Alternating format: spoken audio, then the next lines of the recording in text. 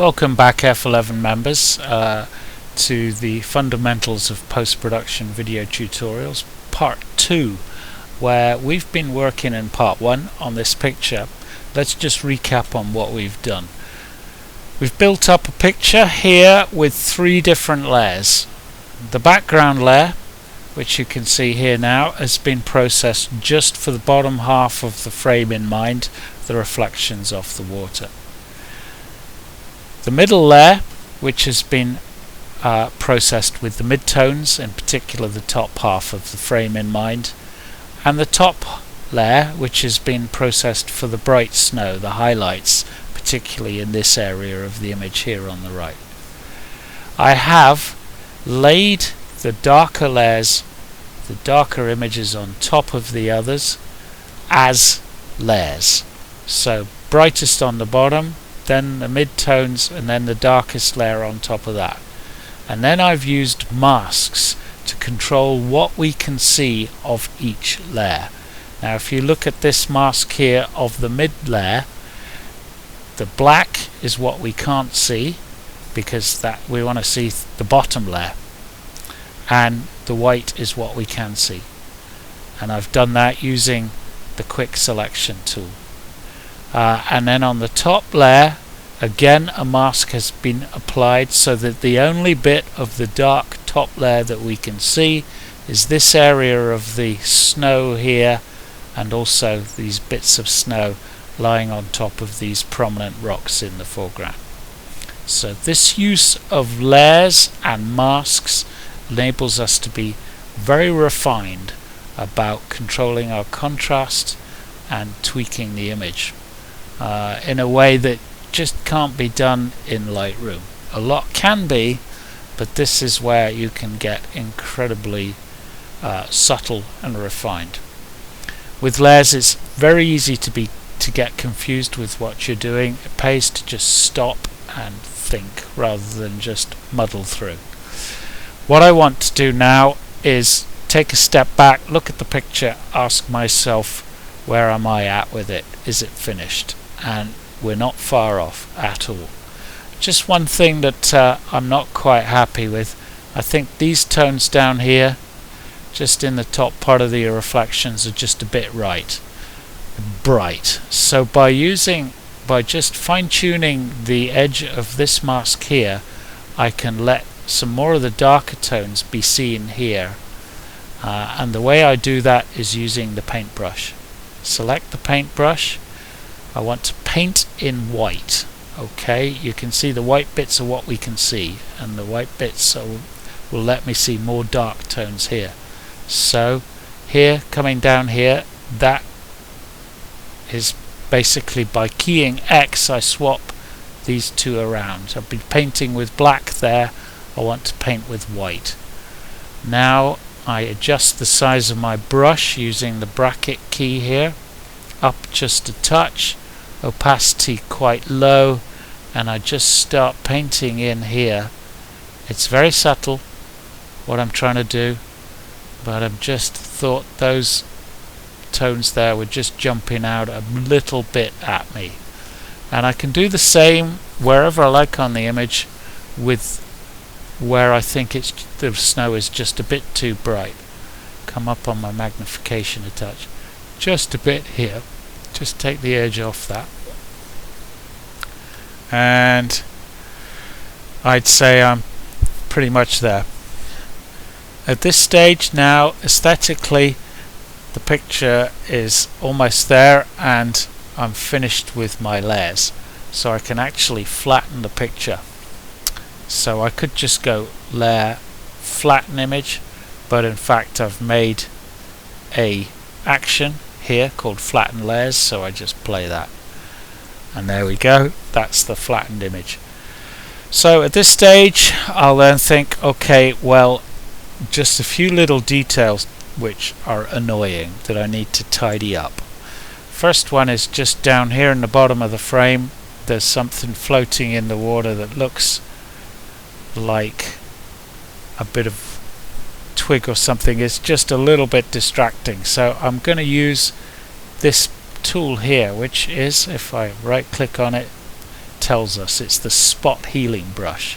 Okay, so I'll click on that, and I'll make sure up here I have content aware selected, and I'm now going to fine-tune the size of my brush again to fit the size of the jobby I want to take out, and then just there it is, it's history. And this is how you can remove dust and all sorts of stuff that's ended up on the sensor that shouldn't be there. Bit of last night's curry. Now looking at down here, there's a bit of something just creeping in the right corner of the frame that's really annoying. I could use content aware healing brush for that as well. We're going to show you another technique that is really useful. Go right up on my magnification. Just move these out of the way so you can see what I'm doing. And I'm going to go back to my old friend the lasso tool and just draw around the edge of this obstruction here, and then just by coming up here, edit, fill and content aware, again opacity 100%, just click on that and it's gone. And that is amazing what you can deal with. So I'll go select, deselect, and that's gone. There's just a little bit of grot left there, and I'll clean that up using the healing brush here, and that's pretty well perfect. Now I could look at this twig here and ask, is it a distraction? Do I want to take it out? This is where all of this gets contentious, because really that's there. That's part of the scene. It's a natural thing. It's part of what it was like to be there, and to take it out is maybe going too far. It's highly controversial, all of this, but what I want to do today is show you what's possible, and then it's up to you just how far you go with it. Okay, so I could just use healing brush again, use my adjust the size of the tool, move it over the obstruction, and it's gone. It even fills in the shadow behind suitably. It's just pretty incredible. And if I was really getting devious, I could look at this twig up here and ask myself if that were a distraction. So again, I'm going to show you what's possible. I'm going to draw around it with my lasso tool,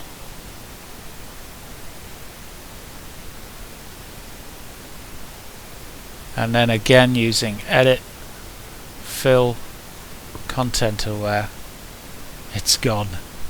That's just deeply worrying in many ways, isn't it? I think for me that's going too far. That's twig, that branch was part of the scene, but there again, it's a tough call. Certainly learning how to use these tools is just so useful. So I'm just going to come up on, there's a little bit there of a darker tone that's slightly irritating. Let's just take that out. Come up in my magnification, sorry, going the wrong way there.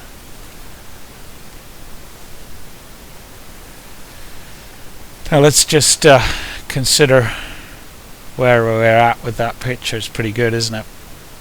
Just a few things. Is that footsteps in the snow on the right there? Let's just go in and find out if I could maybe tidy that up a bit. Actually, it's not. It's natural. I mean, that's I think pretty much how it all was. So we don't expect the surface of snow to look absolutely pristine, so I'm going to leave it that way. You can easily get carried away with all of this and start going way too far, but what I'm going to do now is open up the image which is the unadulterated TIFF that was where we started, and let's put them side by side, arrange two up vertical. Let's just take these palettes out of the way so you can see where we started and where we've ended up. And that's it, the one on the left being the raw, untouched, the one on the right, the finished product, the finished image. Subtle tweaks, but I think you'll agree it's quite much more powerful image than it was coming straight out of the camera. But the key is, when I was taking this picture, I was thinking through all of this. I was exposing to the right. I ended up with a low contrast, pretty gutless image, but I knew that this is the sort of thing that I was after. And if the information is there, you can then fine-tune it to just bring out the very best of the tones and the color. Okay, we'll call it quits at that, and see you back here next month for further fundamentals of post-production video tutorials. Thank you.